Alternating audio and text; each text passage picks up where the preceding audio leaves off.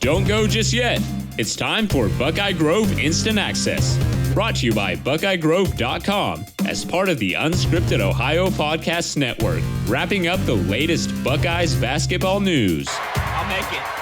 Post-game talk, action from around the conference, immediate analysis, and much, much more, all on the fast break. Don't get whistled for a double dribble. Here's your host, Kevin Noon. Hey, welcome to the BIA podcast. It's been a minute since we've been on the air. I went back and looked, and it's been since the Big Ten championship game in football. We've done a lot of live content with video and whatnot, and the podcast has kind of been set aside, and we are going to remedy that and start bringing them back to you at least twice a week, if not 3 times a week, now that football is done.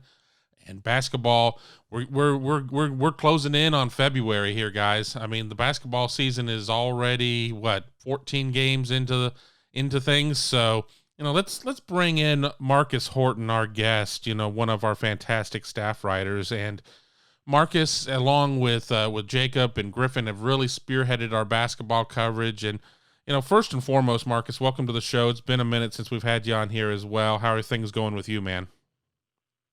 Things are going very well. As we record this, today's one of the biggest days of my young life in terms of football. So that's always a plus. Exactly. So for those of you, if I decide to run this on Monday, we are doing this before a certain AFC football game. So we'll try and keep the dated moments off of that because we don't know what'll happen as we record this here on Sunday morning. But, recording it on Sunday has given us the opportunity to see Ohio State play on Saturday. 87-81 winner over Illinois at Illinois in a game where Ohio State came out and really outplayed the Illini for most of the game, and yet it got very close for a minute. But we'll kind of talk about the chronology of the game in a second. Just Marcus, your thoughts on how Ohio State kind of opened the game. 18-point lead, if I remember right, in the first half. At one point, they end up going to the locker room up, I think it was either 13 or 15. I mean, some things were going right in that game. Yeah, this team is very different than Chris Holtmann teams of the past, and I think that all starts with who we see doing the load of the scoring. Obviously, Dwayne Washington and EJ Liddell are at the top of the scoring column in most games, but there's no Caleb Wesson. There's no go-to guy. And what we saw against Illinois was EJ Liddell just taking over in the first 11 minutes or so. He actually sat out about the last 9 minutes of the first half with some foul issues, but he had 13 points in those first 11 minutes, and he made 3 3-pointers, which was already a career high for him. So I think it was a combination of Ohio State just outplaying Illinois early, and also there was a lot of 3-point shooting from Ohio State that we have not seen in games past. Yeah, exactly. I was going to say they were 11 of 21 from 3 in that game. Justin Ahrens, 3 of 5, and honestly, I don't remember either of the misses. I remember seeing all of those makes, and he'd curl off and just let it fly, and you kind of knew it was going to go down. He also was credited with his first 2-point basket of the season, but that was on a goaltending call on a shot that probably had very little opportunity of making it. And I remember watching on the telecast as I was sitting here in Columbus, a little bit of a smile because I think he figured he kind of got bailed out there a little bit. I don't think he was thinking of the fact that was his first 2 of the year, but certainly that he got 2 cheapies there. Yeah, I mean, Justin Ahrens is one of the most unique players we've seen in recent Ohio State memory. I mean, he's shooting 28 for 53 from 3, which is absolutely insane through 14 games. And he's 1 for 2 on 2-point field goals. I don't know there's been players in college basketball that have that kind of balance, but I don't know if there's been one at the high major level like Justin Ahrens. And him being plugged into the starting lineup, as I'm sure we'll talk about the point guard issues later, but him being plugged in there has really opened things up on the perimeter for Ohio State. It gives them that option that, teams have to stay glued to Ahrens, and it really opens up things for the more creative offensive players on the roster and gives more shots on the interior. Guys like Justice Suing and Kyle Young, gives EJ Liddell some more open looks. So I think as as negative as he can be on the defensive end, I think Ahrens he really brings another dimension to this Ohio State offense. And let's talk about the point guard situation right now. That's exactly where I was going to go. No C.J. Walker at the moment, dealing with some ligament issues. No Jimmy Sotos, who had his shoulder pop out during a game recently. And as somebody who has bad shoulders and has had multiple dislocations in his life, I can tell you how miserable that is. So the Buckeyes have had to make some adjustments. I mean, we've seen, and, you can watch any telecast, Meechie Johnson should still be in high school, yada, yada, yada. I mean, yes, okay, we get it. But then again, not everybody watching the game maybe follows this team as closely as we do or is a member of Buckeye Grove. But you should be a member of Buckeye Grove. But I digress.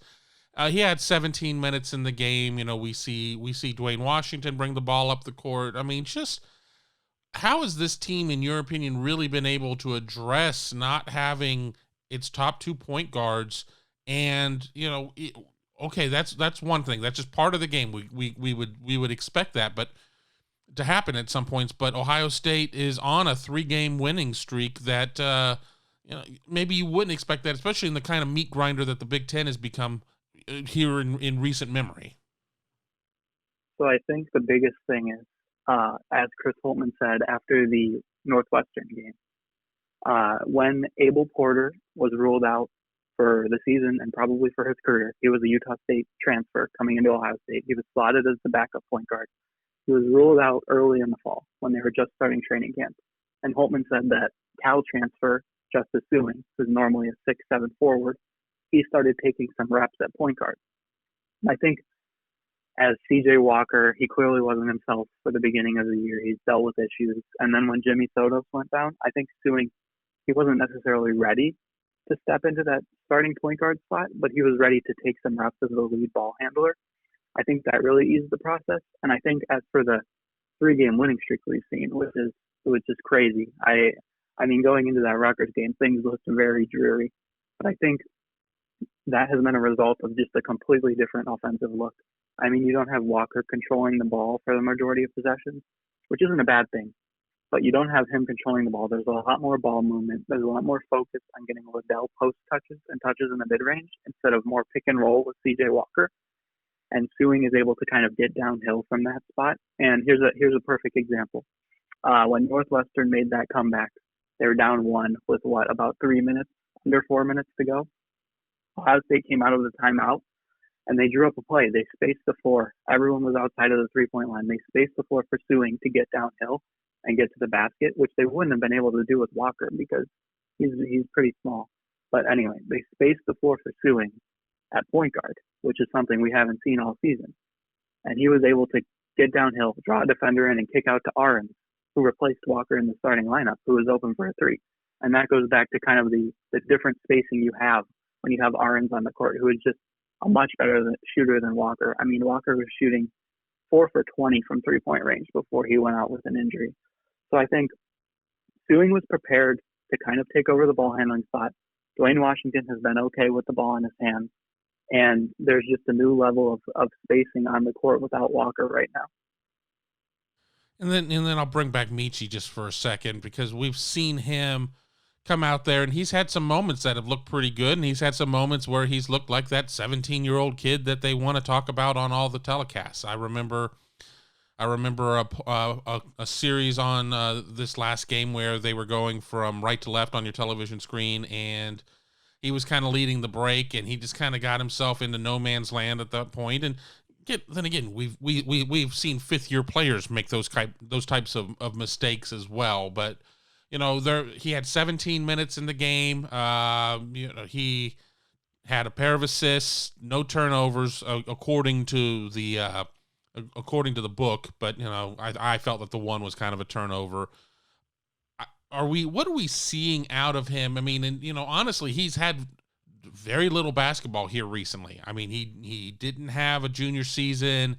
There's been a lot that's gone on there for him to get thrown into the fire the way that he has in terms of this Big Ten season, especially when he's had to come out there and have some frontline minutes. I mean, it's not like they've been able to hide him in quote unquote garbage time or anything like that. Hey, let's get you adjusted to this. I mean, he's been out there in conference play. I mean, he was based on his reclassification and being, through the eligibility center and everything else, he didn't have an opportunity to come out and play against Morehead State or Cleveland State or UMass Lowell or anybody like that. I mean, he's been out there against Illinois, Rutgers. I mean, teams that were in the top 15 when the teams played.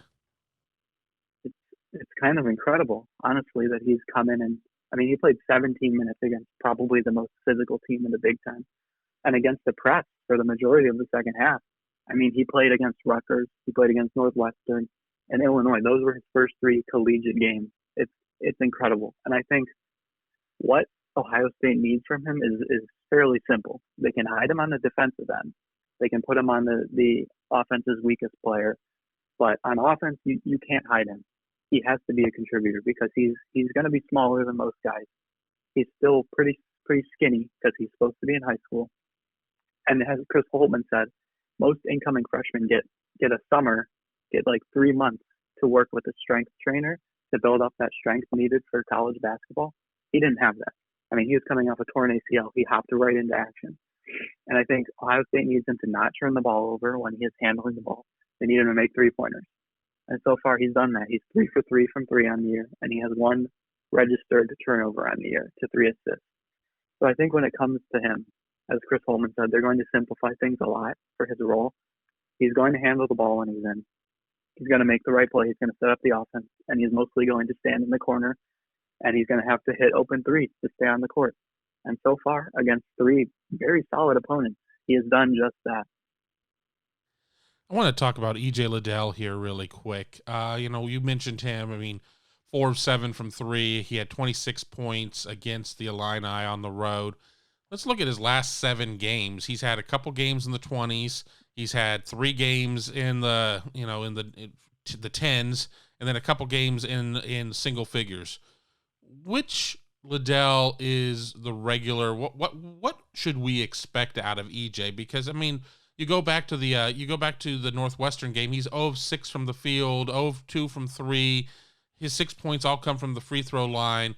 Definitely not the type of game we're used to seeing there. We go back a game prior to that against Rutgers. That's more of an average type of game, 15 points, 5 of 9 from the field, 1 of 2 from 3. I don't think any of us should really expect to see a 4 of 7 type of 3-point shooter out of EJ on the reg right now. But, what do you think is realistic for him, especially as this schedule, and we're going to talk more about the schedule on the other side of the break, as this schedule really gets into even more of a grind? Well, the biggest thing to remember is he's still a sophomore. He's 20 years old, and he just put up 26 points against 2 of the most physical big men in the Big Ten on Illinois.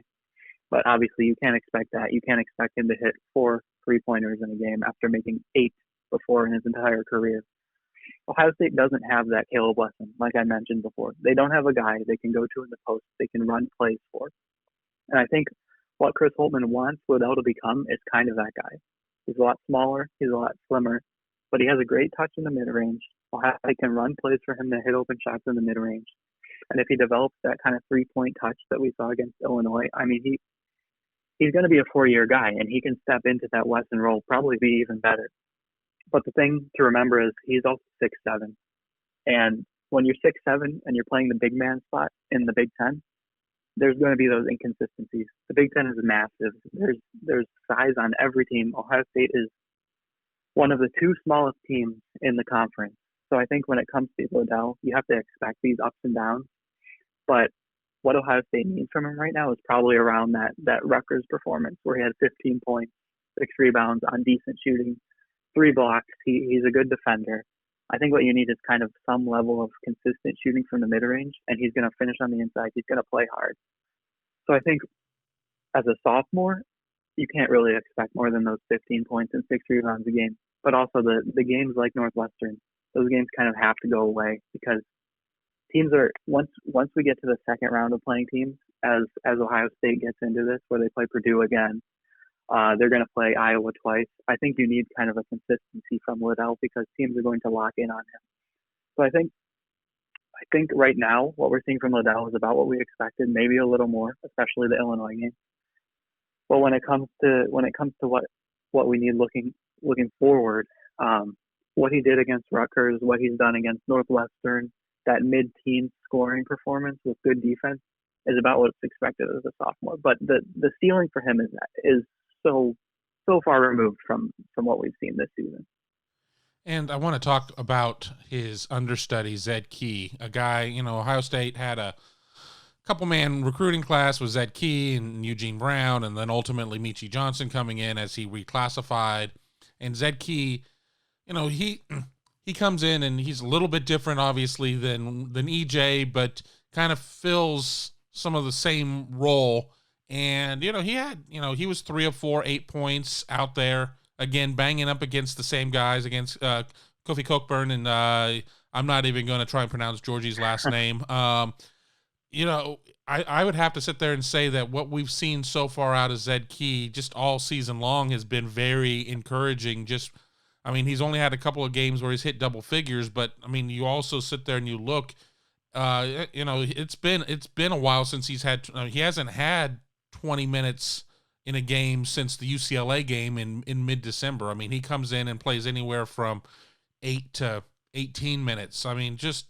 He seems to be somebody who's starting to put it all together as well. He's still got a long way to go to realize even half of his potential, but there's a lot there to work with. Exactly.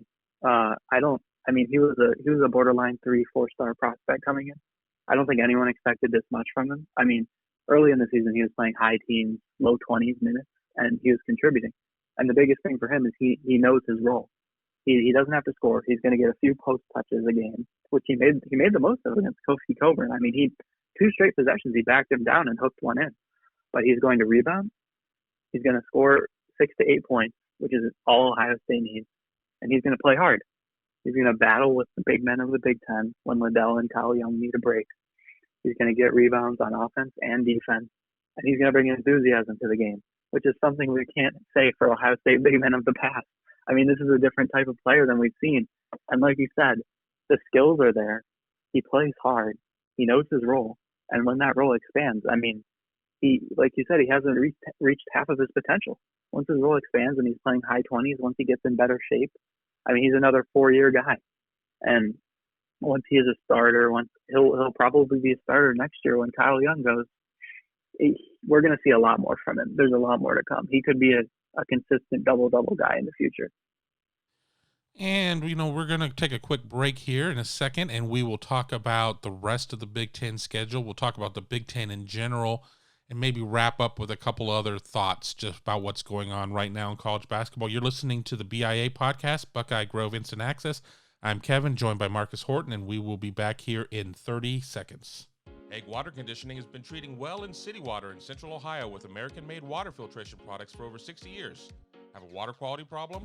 The water treatment experts at Hague know how to solve it. Not sure if your water softener is working? They will test, inspect, and sanitize any brand of water softener for only $20. Schedule a system checkup or water test today by calling 614-836-2195 or visit them online at HagueH2O.com. That's HAGUE H2O.com.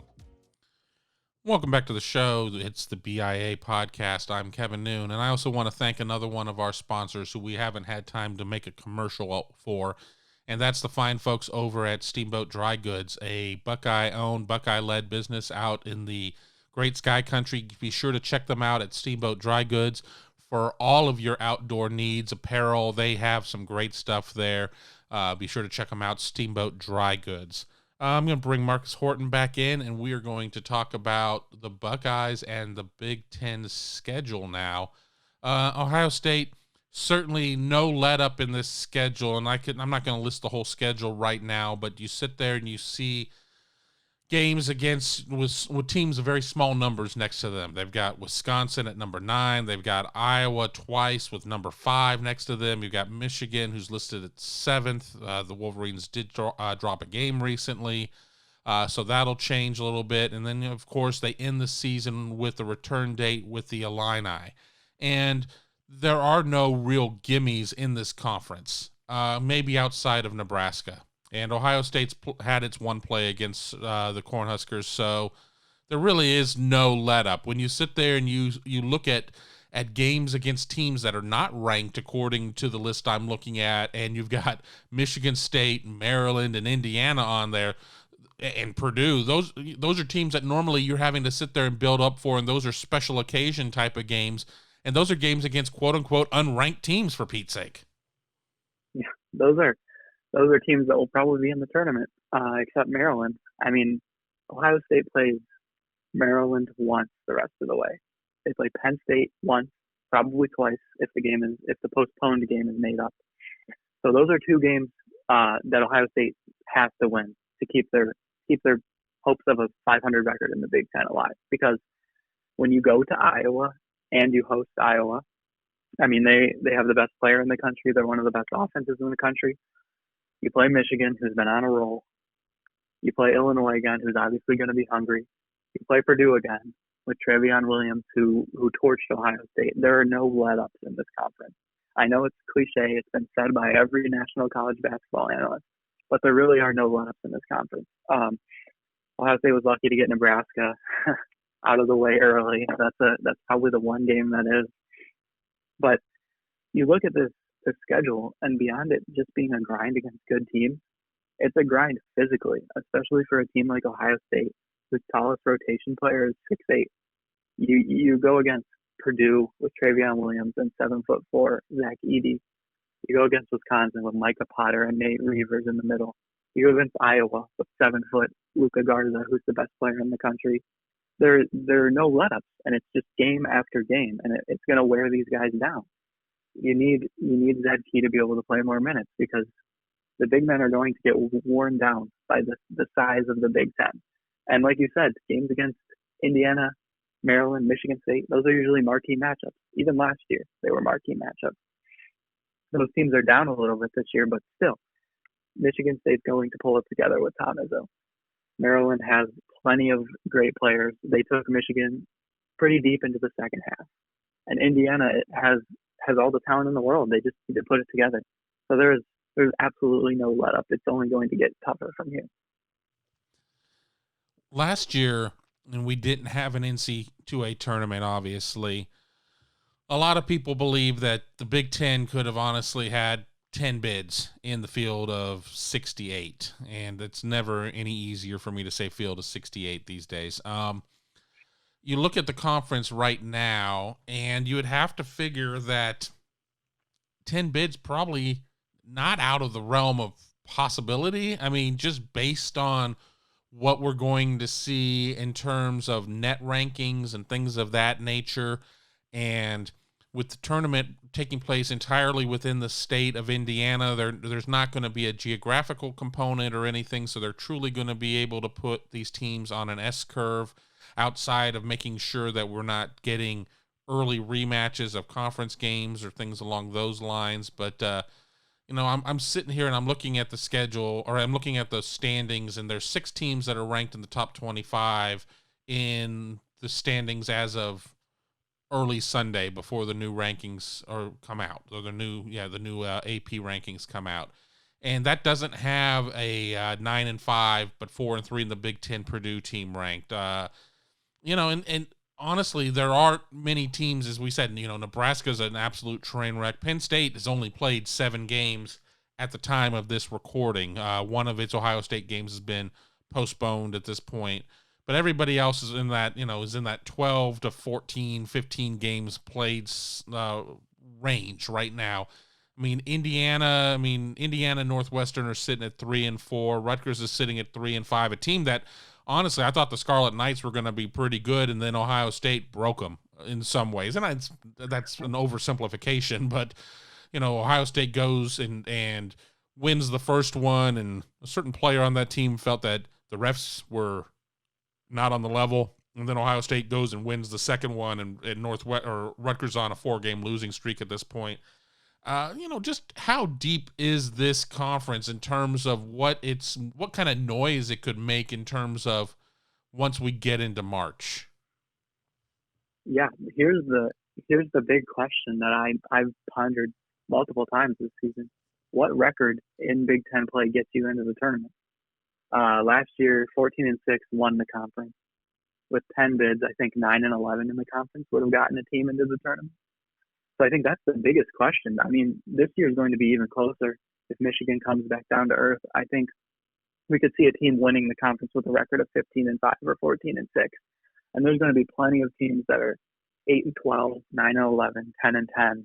Like, I don't know. I think 8-12 gets you into the tournament this season, and there could realistically be 12 teams that have a shot at the tournament. Penn State and Nebraska are probably gone. Maryland's very borderline at this point. But beyond that, you look at these teams.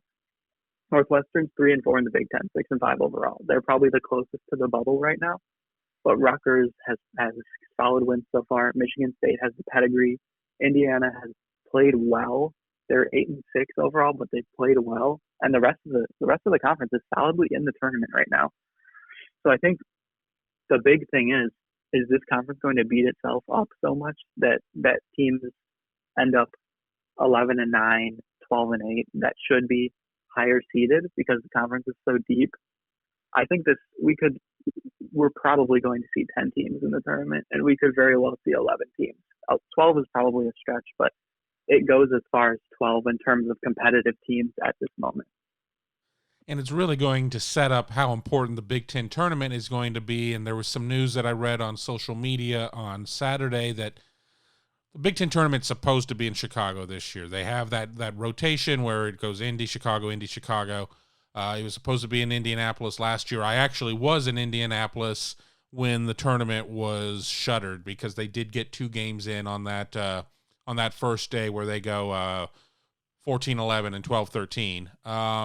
Talking about moving it back to Indianapolis, which certainly, doesn't hurt my feelings because Indianapolis is just a great venue for this. But, what happens if one of the teams toward the bottom that's kind of on the cusp, that's, a 10 or 11? I mean, if there ever was a year that a 10 or 11 could sit there and make just a ridiculous run in a conference tournament, I think it would be this year in the Big Ten, just based on the fact that nothing really should be taken for granted outside of the fact that Nebraska's going to lose and Penn State probably is going to lose, and then everybody else, would you be completely shocked? I mean, we saw it during the time leading into the Sugar Bowl where Maryland, as you said, did play Michigan tough for most of that game. Would you be shocked if Maryland beat Michigan? Would you be shocked if Michigan State beat Iowa? I mean, I don't think I would be shocked by any of that. No, absolutely not. Maryland is a great candidate. They've beaten Illinois. They've beaten Wisconsin. And as you said, the bottom 2 teams. I mean, Penn State played competitive with Michigan. Don't forget that. If they are back healthy past their COVID issues, they could absolutely beat both teams in the conference. So I think you can fairly rule out Nebraska right now. Penn State's on the cusp, but a Maryland team that ends up 12th, 11th, a Rutgers team that, if the slide continues, ends up like 10th, could absolutely be anyone in the conference. Now, I don't know if that will do enough to make a team that's, say, 6-14 in the conference. It will do enough to get them in the tournament unless they run the table in the Big Ten tournament. But you could see some chaos, some seeding issues, some major upsets in this conference tournament. I mean, it's going to be fun, and the fact that it could be moved back to Indianapolis just makes sense to me. I feel like the Big Ten tournament, the Big Ten championship in football, everything should be in Indianapolis. It's the center of the Big Ten. I don't know how you feel about that, but that makes sense to me.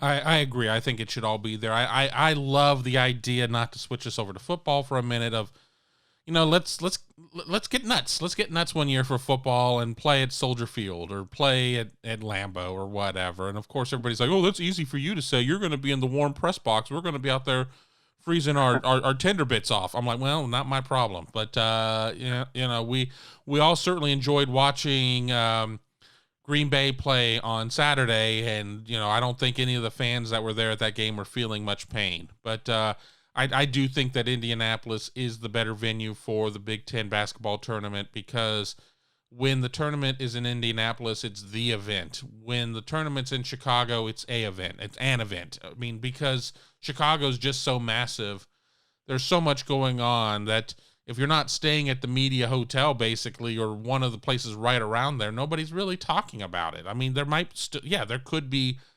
45,000 fans that are there for this session or that session or whatever, but 45,000 in a city the size of Chicago it's a drop in the bucket. So, I like the big event feel that it has in Indianapolis. But let's wrap this up by kind of looking at Ohio State, sitting at 5-3 in the conference. One game, one conference game may or may not get made up. We'll figure that one out later. But what do we think Ohio State ends up at once we get through the 19 games that are? I mean, they're playing 20 now, right? So, what do things look like? I mean, they've got 1, 2, 3, 4. They've got 6 home games left on the schedule and 5 road games left. And then, Penn State, the game that was postponed, is considered a home game. But let's just write that one off. Let's just say they never figure out how to play that one. I mean, it's not as simple as saying, well, Ohio State wins its home games and loses its road games and sits at 11 wins. But just based on some of the matchups, I mean, can Ohio State find 5 wins there to get to 10-10 or 10-9? Can Ohio State find 7 wins there to get to 12-7, without going game by game? What do you think that this team can do just based on what's on the schedule and knowing kind of what their kryptonite is in terms of some of these teams with just these massive pieces there that Ohio State just, can't do much on the inside and has to live or die with its outside shooting? That's what's so tough about this season in particular is I think in general with Chris Holtmann as a coach, you can't really write off any game, but especially this season, we've seen the teams at the top of the Big Ten play close with teams at the bottom. So I think being able to predict game by game, it's nearly impossible. But from a big picture perspective, from a 10,000 foot view, I think it's reasonable that Ohio State could go 11-8, anywhere from 10-9 to 12-7. I mean, the 2 games against Iowa are tough, but every other game on the schedule is certainly in the realm of possibility for Ohio State. So if I had to put my finger on it right now, I would probably say 11-8. Yeah, I think I'm probably around there as well. I think if we sit there and we talk about this after the Purdue game, granted that Purdue game's here in Columbus, after that point, if Ohio State's able to win that game and figure something out against just some of those tall trees that the Boilermakers have, I certainly would probably be a little bit more bullish on expanding out my prediction at that point. But there certainly are going to be some challenging games in terms of what Iowa can do in 2 games with Luka Garza. I just see Luka Garza just having kind of a field day. I think it's a matter of you let him get his 25, and what do you do against everybody else at that point? I just don't know. I mean, it's gonna be a fun ride. It's gonna be a fun ride to watch these next 11 games here that are going to take place from January 19th through March 6th. I mean, it's going to be a pretty small, concentrated window. I mean, after the Wisconsin game on the 23rd, they don't play to the 31st. But outside of that, that's really the longest stretch of where they don't have anything. I mean, maybe Penn State gets things righted in that point and they can squeeze the game in there somewhere, because honestly, there's a window there, and then there's a window between the Iowa and Illinois games at the end of the season, February 28th and March 6th, where maybe you could squeeze a game in. Penn State is toward the bottom, and Ohio State certainly won't need that game, I think, in terms of, hitting this fictitious 20-win season number that we like to talk about so much, which means so much less based on how schedules are kind of these days. Granted, there weren't as many garbage games on the schedule as in most seasons or whatnot, but it's gonna be interesting. I know I'm gonna be watching, and maybe you guys will even let me go cover a game at some point, but I doubt it. Yeah, I will be at every game that I can possibly be at. That's for sure. It's gonna be. I mean, every Big Ten season is interesting, but this one even more so, because the lack of a real home and away environment, it makes games even more even. The teams are even from top to bottom. The players are some of the best in the country. The styles of basketball are so different. Just everything about it. I don't want to miss a game. Well, we're going to wrap things up here on the BIA podcast. I want to thank Marcus Horton for joining us here on the show. I'm going to give you one final chance. Anything we did not talk about that you had prepared for, or that you just want to talk about, or over the course of conversation that you thought of that you want to make sure our great listeners have the opportunity to hear? One thing coming in that I noticed is when you look at the offensive and defensive efficiency of Ohio State in Chris Holtmann's 4 seasons now here, this is by a large margin the best offensive team, and by a large margin the worst defensive team. By a very large margin, the worst defensive team. I don't know if that it will even itself out as the season progresses, but it's a very different looking Chris Holtmann team. I sense a story coming up on that. It sounds like you've done a little bit of research. So, maybe keep your eye on BuckeyeGrove.com to see if we have something on there from Marcus about just how this team is a little bit different, or a lot bit different from past Holtmann-led Buckeyes teams. But with that being said, I'm going to wrap things up. I think it's a good stopping point here at 36 minutes. I want to thank you all for listening to the BIA podcast. I want to thank our sponsors, Hague Water Conditioning and Steamboat Dry Goods. And I want to thank you for listening to the show. It means a lot to us. And as I said, I promise we're going to get on a more regular schedule, at least twice a week. This is our Monday show. I'll try and have one by the end of the week. You can hear us on SoundCloud, Stitcher, iTunes, all of your typical places. Or, of course, you can just check us out at BuckeyeGrove.com. Be sure to join BuckeyeGrove.com. For Marcus, I'm Kevin, and I want to thank you all for listening, and have a wonderful start of the week. Be sure to stay up to date with Buckeye Grove Instant Access when the news breaks or after the big game, exclusively at BuckeyeGrove.com or anytime on SoundCloud, iTunes, Google Play, or Stitcher as part of the Unscripted Ohio Podcast Network. Hit that subscribe button so you can stay in the know and never miss a single episode.